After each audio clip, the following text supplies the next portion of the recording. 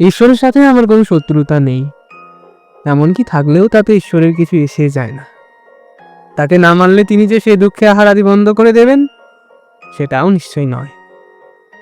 মানুষ আপনার আরাধনা করে, পুজো করে, আপনাকে নিয়ে সর্বদা মেতে রয়। আপনি তো সব জানতা, সবই জানেন মানুষের দুঃখ কষ্ট যন্ত্রণার কথা। আপনি তো মানুষের সর্বদুঃখ নিবারণের দাতা, অথচ আপনি বিরাট ঝা চকচকে অট্টালিকার একটা কোণে থাকেন।